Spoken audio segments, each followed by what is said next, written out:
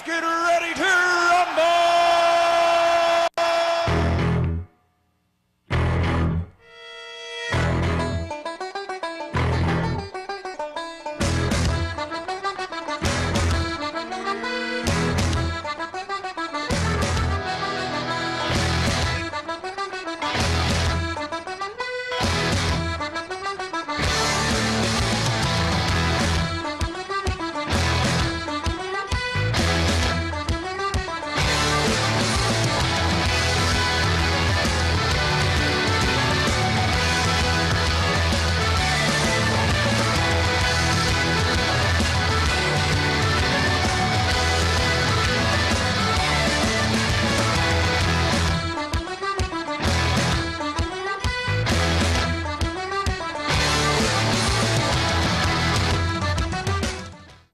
Hi, and welcome back to another edition of Sports Talk Philadelphia here on LaSalle TV. I'm your host, Andrew Robert. We have a great show lined up for you today. First, let me introduce my panel. We have Marcus Hayes here, columnist for the Philadelphia Daily News. Marcus, thank you very much for coming on with us. It's my pleasure, Andrew. And Mark Wilson, of course, a contributor to Sports Talk Philadelphia. He's always on the show. Great to have you both here. Let's dive right into some Eagles talk. Philadelphia Eagles took on the Dallas Cowboys last Sunday at Lincoln Financial Field. Did not go as planned for the Eagles. It was supposed to be a high-scoring shootout of sorts. We can take a look at the graphic. 17-3 Cowboys over Eagles. Tony Romo, 28 for 47 with 317 yards and a touchdown. Des Bryant, 8 catches for 110 yards. And LaShawn McCoy, 18 carries for just 55 yards. Now, Marcus, what did you see from the game that kind of concerned you about the Eagles? I saw a quarterback in his 8th NFL start look at like a quarterback in his 8th in the NFL start. Nick Foles clearly wasn't ready for that kind of a spotlight and that kind of a moment, a home game against the Cowboys for first place in the division. We can take a look at Nick Foles' stats. He was 11 for 29 passing, no touchdowns, no interceptions, but just 80 yards, 2.8 yards for completion. His pass rating sub 50, which is terrible for any quarterback, especially, as you said, in 8th start. Mark, what did you expect out of Nick Foles in this game? And obviously he didn't live up, I would assume. No, he didn't live up to his hype. I would expected much more out of him, at least 2 touchdowns, personally. I feel like coming in here, it's his 8th NFL start. I expect him to come up and fill the shoes as a quarterback, become the leader of the team, and really beat the Cowboys, but that just didn't happen. You know what I found interesting? He was sacked 3 times, and each of the sacks was his fault. And he was supposed to be a guy who gets rid of the ball quickly, who recognizes what's in front of him and reacts to it more quickly than Michael Vick or maybe even Donovan McNabb used to.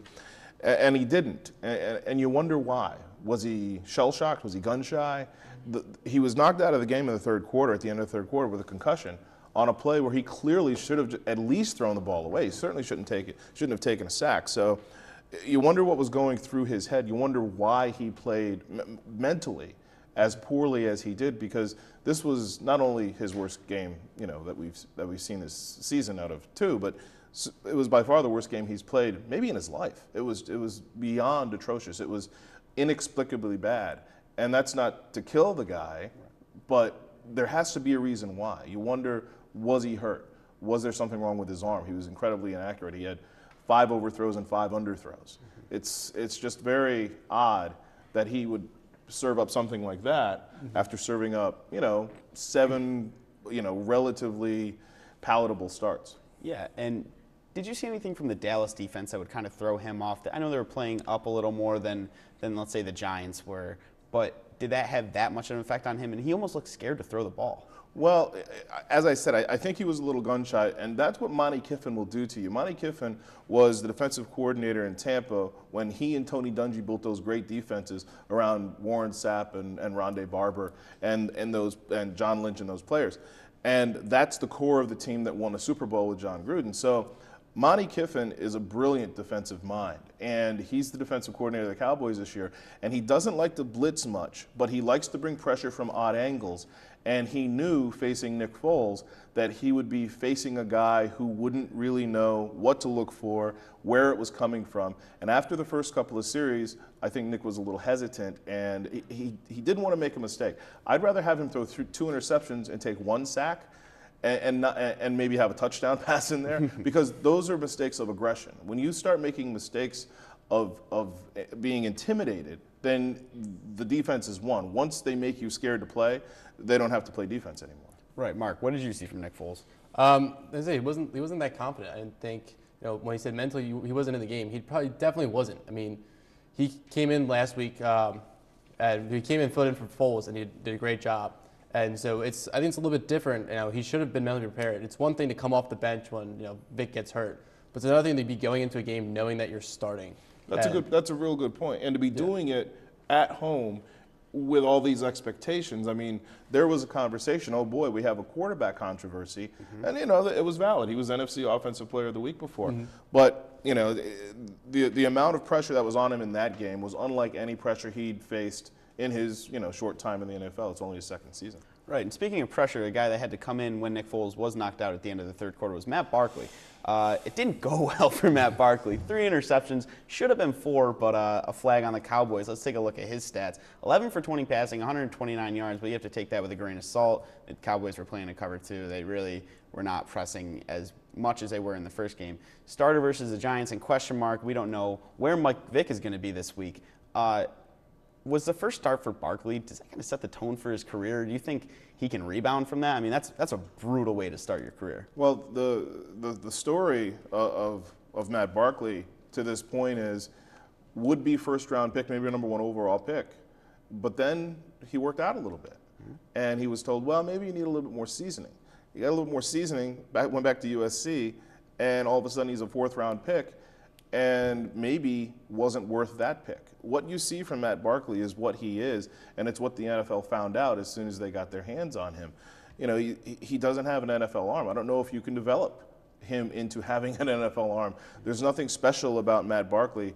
A guy with those sorts of credentials and those sorts of results at a big-time school like USC doesn't go in the 4th round if he can play. And the Eagles said, well, he was hurt during training camp and during the preseason and during the OTAs. If he was hurt, you should have told us then. It rings true if you tell us in the moment. It rings ridiculous at this point. Right. Mark, anything on Matt Barkley? Barkley said in an interview after the game that he said he was being overly aggressive, and I think that kind of goes back to his college days when everyone looked to him to come through and be the game winner.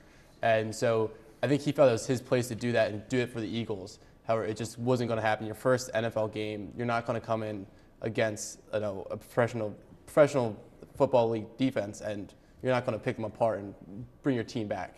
So, yeah, and when it's all said and done, the Eagles are 3-4, the Cowboys 4-3. Still only 1 game back in the NFC East. We can take a look at the standings. The Redskins are obviously behind the Eagles at 2-4. The Giants sitting in the cellar at 1-6. Now, Marcus, what do you see from the NFC East this year? And can the Eagles kind of make the jump over the Cowboys at all? Do you see anything that would make you assume that they can make that leap? It depends on whether the Cowboys get healthy or not. The Cowboys, as we see them right now, aren't appreciably better than the Eagles. I believe if Michael Vick had been healthy, you'd have had a different outcome in this past weekend's game. He's that big a difference when his replacement plays so poorly. The NFC East is abysmal. I don't know that any of the teams would make the playoffs were they in any other division. It's just that bad. And the Giants are beat up. The Redskins are a mess. But they're also not very deep. None of the teams is very deep, including the Eagles. But the Eagles fired their coach. They're not expected to be very deep. They're rebuilding. They're retooling, especially in their defensive backfield. But that was kind of a bright spot. They played pretty good defense. And in Matt Barkley's defense, the coach, who's also a rookie, didn't put him in a position to not fail. He gave him the same options that Nick Foles and Mike Vick had, and Matt Barkley clearly wasn't ready for that. But that goes back to the depth. Matt Barkley probably shouldn't be an NFL quarterback, which means if the Eagles are the second best team in the NFC East probably isn't that good. Right. You touched on the defense. Mark, what did you see from the Eagles defense that was surprising? Because they had really not been a great defensive team, especially the secondary, and they kind of stepped up against the Cowboys and showed what they can do, maybe. I mean, it's still Tony Romo, but what's your take? The whole first half, honestly, was a surprise to me. They had, I think, both teams combined 13 punts. Both defenses were very good, but the Eagles giving up 3 points in the first half, I mean, that was very surprising to me. They were giving up huge points all throughout the year, and then they come in for a first half against the Cowboys, division rival, big game, and not give up much of anything. That's pretty astounding for me. And it was remarkable, too, because it wasn't just Nick Foles. The offensive line didn't play as well as you would hope it would play. LaShawn McCoy can be taken out of games, and he'll say, well, I should have played better. And Deshaun Jackson can be taken out of games, too. That's just the kind of players they are. But everybody else needs to play better at that point. I mean, Nick Foles did not play well, but neither did the rest of the supporting cast, and neither did Jackson or, excuse me, neither did LaShawn McCoy or Deshaun Jackson. So you sort of have a perfect storm where nobody's functioning well and everybody's kind of looking to the quarterback, and the quarterback isn't producing, and you have 3 points. It's almost ridiculous that a team that can be this dynamic against other teams at home can't generate any offense. Right, we'll see if the Eagles can generate any offense this Sunday at home when they take on the New York Giants. Let's take a look at the matchup. The Eagles are 3-4, the Giants 1-6 in the cellar of the NFC East. Eagles are going for 425 yards a game as opposed to the Giants 328. The turnover differential is really what gets me. The Eagles are at a +1 right now. The Giants at a -14, which is absolutely atrocious. What do you guys see from this game, and what do you expect out of the Eagles? Well, if you hit Eli Manning, he's going to throw the ball away because he doesn't like to get hit. And that's where the turnovers come from. And it's not going to change. If these guys hit Eli will give them the ball to avoid being hit. However, the Eagles haven't been getting to the passer very well, especially Trent Cole. He's got, I believe it's 9 games in a row dating back to last season. He's gone without a sack. That's the longest in his career. So they need to pressure Eli. I know it sounds simplistic, but if they pressure Eli, they win in a walk. Yeah, I would say the same thing. The defensive line is something that's been almost the shining bit in this defense. It's, they're getting up there, getting the quarterback's face, and forcing these turnovers. And the Manning has 16 picks on the year, 15 picks on the year. His last game in the win, it was the first time all year he didn't throw an interception. And so you make Manning throw an interception this year statistically, you're going to beat him. And let's take a look at our Sports Talk Philadelphia prediction poll of what we think is going to happen in the game. Personally, I think the Giants take this one 28-17 with Victor Cruz just having a huge day. I don't know if the secondary can kind of put up another good performance as they did last week. I don't know. I think it might have been a fluke last week, in all honesty. They still have yet to prove that to me. Marcus, take me through your pick. Well, excuse me, assuming Bradley Fletcher, one of their starting cornerbacks, is healthy and viable, as I said, I believe that if you pressure Eli, he will give it up. And I believe he will give it up because they don't really have a lot to play for. And they don't play well on the road. The Eagles have 9 straight home losses, but the Giants have 8 straight road losses. And that's more indicative to me of a team that struggles in a certain situation because most of the Eagles' home losses were losses that would have been amplified, I think, on the road. They'd have been even worse. Yeah. So the Giants not winning on the road for such a long time indicates to me that there's something very wrong there, something that probably can't be fixed by this coaching staff. Right, and you took the Eagles 24-17. Mark, take us through your pick. I picked the Eagles 27-24 with McCoy as my MVP. The last time the Eagles won at home was against the Giants last season, so back in September. So I think they'll make that happen again. But I think it's going to come down to McCoy. I don't know how much Chip Kelly's going to want Vic to run the ball if they're coming off an injury, but to run the ball on the ground, they're going to have to go to McCoy. We will see how the Eagles fare against the last-place Giants this Sunday at Lincoln Financial Field. Let's move on to just across the parking lot to the Philadelphia Flyers, who are having a dismal start to their year. Their last game was their 8th game of the season. They played the Pittsburgh Penguins. We'll take a look at the stats. They lost 4-1, and they dropped to 1-7, which is their worst mark in franchise history. And Sidney Crosby scored in that game, so Flyers fans are not happy. Marcus, what is wrong with the Philadelphia Flyers? Well, they don't have enough skaters. They don't have enough talent, and a lot of the money they spent either isn't producing or isn't healthy. Vinny Lecavalier will come back for the game, their next game against the Rangers, and Hartnell is still out. That's a lot of cash, and they put all their eggs in the Chris Pronger basket years ago. They haven't recovered from that. They've traded young players like James Van Riemsdyk, guys who would be looked to produce at this point, produce offensively at this point, trying to shore up their defense. So when you make moves like that and any part of it doesn't work out, guys get hurt, guys have long-term injuries, you trade prospects that do pan out for other teams. It looks bad, and it creates a snowball effect, a malaise in the locker room. And Claude Giroux can't do it by himself. I know Peter Laviolette, before he was fired, last year he called Claude Giroux the best player on the planet. He might not have been the best player on the team. Okay. Yeah, and Mark, the Flyers, we can take a look. Fired their coach, Laviolette, once again out. We haven't talked Flyers since that happened. Craig Berube, promoted from within Flyers. He played 17 seasons in the NHL and led the AHL Phantoms to the finals in 07-08. So he has experience in the playoffs. Mark, do you think it was the right move to fire Laviolette at that point in time? Yes and no. They said no. It was kind of like they wanted to do it last year, but they didn't feel it was appropriate with the lockout rather, in such a short season. But coming in 3 games and firing him, I mean, you're really shooting yourself in the foot. You're going to bring a new coach. You went the preseason, the offseason, and his first 3 games under one system. Then to fire him at the beginning of the year and put a whole new system in place, it's not smart.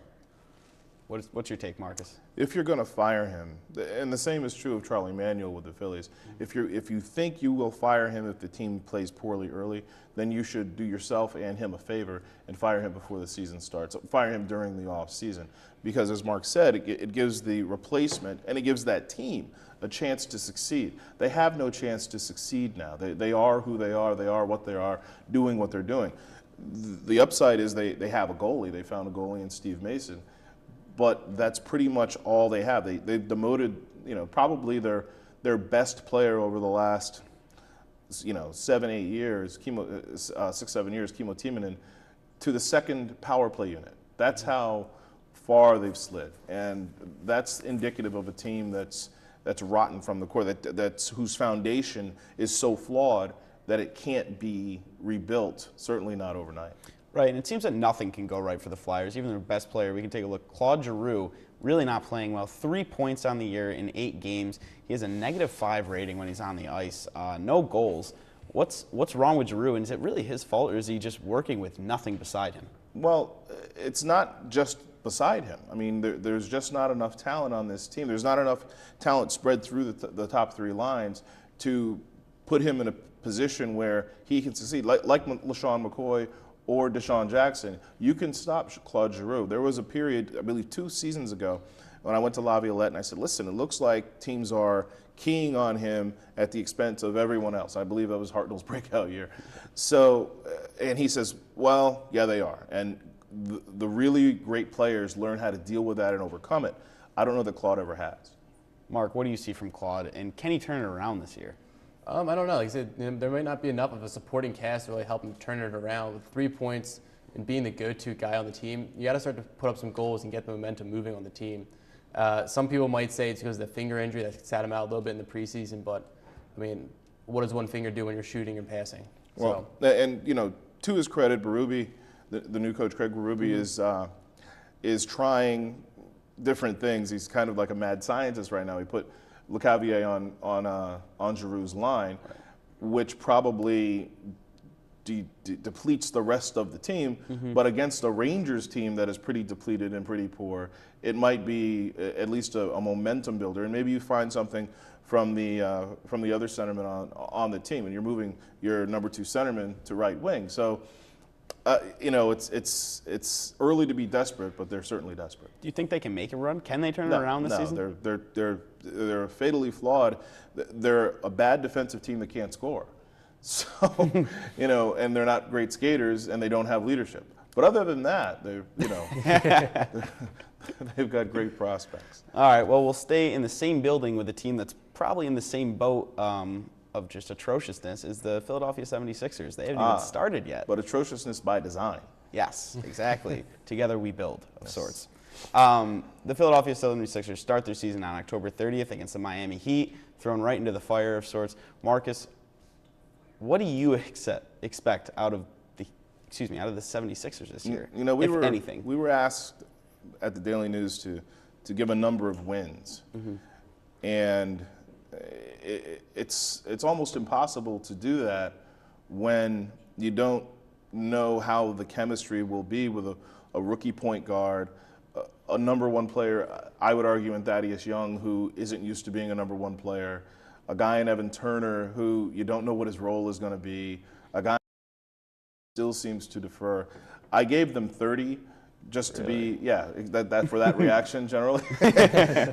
Because, the rest of the East could be poor too. And what happens a lot, and we saw this with the Wizards last year, what happens quite often is teams will take nights off against teams they expect to beat, and all of a sudden, especially when they go into their building, all of a sudden, they're tired, the Sixers are fresh, you get an unexpected win. They're probably good for 10 or 15, and they might get 10 or 15 more surprise wins, or they might actually be good. They could be better. It's really hard. It's really hard to lose 62, 65 games in this league. Right. So hopefully they'll avoid that awfulness. Mark, do you see them avoiding the awfulness at all? No, it's a guarantee. They're going to end up with a lottery pick. But there's just, like you said, you can't really tell. There's too many unknowns with this team. Nerlens Noel might be sitting out for the season because of a knee injury that he's still recovering from. So they don't know if he's going to play, or if he does play, when's he going to play. It's just, like I said, there's no definite leadership. There's just too many unknowns to protect anything. And the season is all about grooming the point guard and getting Nerlens Noel healthy. So if Nerlens Noel plays, he'll play 10, 15 games at the end of the season in very sporadic minutes, very limited minutes, and maybe not on back-to-back nights or back-to-back games. But Michael Carter-Williams could turn out to be something very special, and he'll be given every opportunity to become something very special. And he'd better be something very special because they traded somebody in Drew Holiday to the Pelicans to the Pelicans for the rights to Nerlens Noel. And Drew Holiday was the kind of franchise point guard that you get once in 20 years.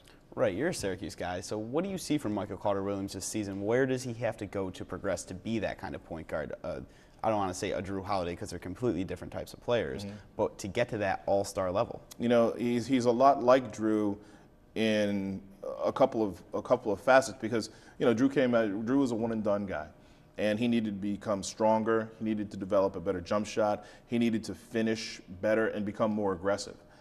I think Michael Carter-Williams is probably plenty aggressive, but he doesn't have the strength to finish, and he doesn't have the mindset at this point to be that aggressive scoring point guard that he needs to be for this team and other teams that he will be on to succeed, because he has the size and he has the athleticism and he'll take up resources. He needs to be productive, and he needs to be efficiently productive. And 40 games from now, we could be saying, hey, look at the great steps he's taken. Or we could be saying, hey, let's get him to a shooting guru in the offseason. Mark, what do you see from this team? Is there anyone else other than Carter-Williams that could kind of step up and progress to that level? I think Turner and Thaddeus Young. I mean, they're two of the more seasoned players on the team. They're going to have to take that leadership role and really groom these young guys and teach them the ropes and show them, this is how you're going to play in the NBA. It's this much faster than college. And with those two guys, because they're basically kind of what's left of the past 4 seasons of the Sixers, it's going to be up to them to really kind of rebuild this team, as the new motto is, and rebuild this team and start the program heading in the direction that, heading towards the playoffs. So. Thaddeus Young is such a talented player. He's not an accomplished player and he's not a polished player, but he's such a talented player that you want him. You kind of root for him to take that next step. He's a very good guy. He plays incredibly hard. Whatever they got last year was because Thaddeus played hard and Drew played well. Everything else was pretty superfluous. You really want to see him take that next step, but I don't know, having watched him in the preseason even, if he's ready to take that step or that step exists for him. Sometimes it just doesn't happen for guys. Well, we'll have to tune in on October 30th when the Sixers take on the Heat at the Wells Fargo Center in their first game of the season. But we will move on to our Fast Five segment here on Sports Talk Philadelphia. First question goes to Mark. What place will the Flyers come in the Eastern Conference this year, and why? What place? Bottom 2, at least. Just nothing's clicking for him. Nothing. All right. Marcus, what's your favorite moment covering sports? I had a great, do I have a couple of seconds Yes. here? I had a great experience at the 2008 Beijing Olympics, or 2010. 2008 Beijing Olympics. It was the day that Usain Bolt ran the 200. That morning, Michael Phelps won the 7th gold medal of what would be 8 in a controversial finish with a Croatian who's only half Croatian. He actually went to Berkeley and is pretty much American. But it was controversy, and the people from Croatia were outraged, and that was the morning. In the afternoon, there was a big gap. There wasn't much going on except beach volleyball, and beach volleyball is wonderful, but only in small doses.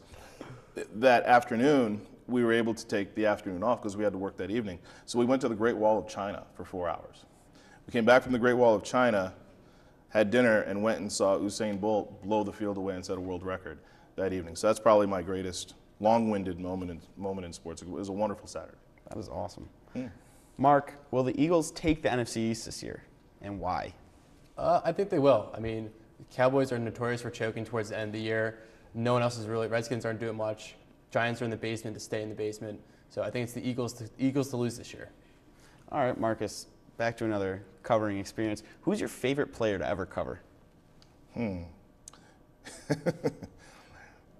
got to say, despite his recent issues and travails and troubles, Hugh Douglas from the Philadelphia Eagles was a lot of fun to cover because he went to a school, he went to a really small school. He probably overachieved at that school and in the NFL. He was funny, he was fun, he was smart. And, covering the NFL every day, there's only one game a week, but you're there 5 days a week. So there's a lot of monotony. And he helped break up the monotony. And I always appreciated that. And he was a star. He was a Pro Bowl player. He could have been a big-time guy, but he was always very approachable and just very human. All right, Mark. And very flawed, apparently. One last stats question for you. What is your guess on Michael Carter-Williams' line for this year? Ooh, geez. I would hope he approaches 12 points, shoots better than 43%, maybe 4 or 5 rebounds a game. He should have 6 or 7 assists, but he's going to have 4 or 5 turnovers a game, and that's going to be the number that has to decrease in order for his value to increase. This time next year, or maybe 2 years from now, having this conversation, hopefully all those numbers will be better because he has that potential. All right, perfect. Thank you very much, Marcus, for coming on. That'll do it for our show. You can reach us, if you need to, at lasalle.edu/LaSalleTV. You can also email us at lasalletv@lasalle.edu. We're also on plenty of social media. My Twitter handle is AndrewJAlberto1. Marcus's is Inkstained Wretch. Is that correct? That's right. And MC_16 something. That's your second job. You're an MC, right? Yes. Yeah, Mark's a Twitter guru now. We're also on Facebook. Search Sports Talk Philadelphia, and YouTube. You can keyword search Sports Talk Philadelphia for all our shows on YouTube. And that'll do it for this show. Thank you very much for tuning in, and we'll see you next week.